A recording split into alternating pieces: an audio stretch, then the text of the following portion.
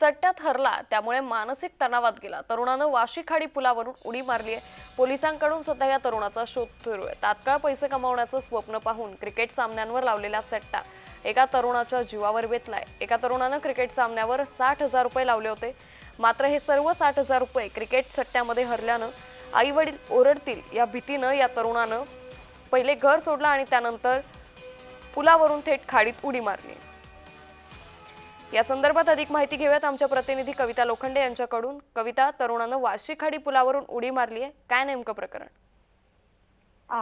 नक्कीच अंकिता, बघायला गेलं तर सध्या जो आहे पैसे कमवणं हे जास्त महत्त्वाचं झालेलं आहे। आणि असंच असताना एका तरुणाने जे आहे तात्काळ पैसे कमवण्याचं स्वप्न पाहून जे आहे क्रिकेट सामन्यांवरती सट्टा लावलेला आपल्याला पाहायला मिळाला। आणि तब्बल 60,000चा हा सट्टा लावला होता आणि सट्टा हरल्यामुळे आई वडील ओरडतील या भीतीने या तरुणाने पहिले जे आहे ते स्वतःचं घर सोडलं आणि त्यानंतर मानसिक तणावामध्ये येऊन जे आहे वाशी खाडी पुलावरून त्याने या वाशीच्या खाडीमध्ये जे आहे ती धावत्या लोकलमधून उडी घेतल्याची धक्कादायक घटना जी आहे ती समोर आलेली आहे।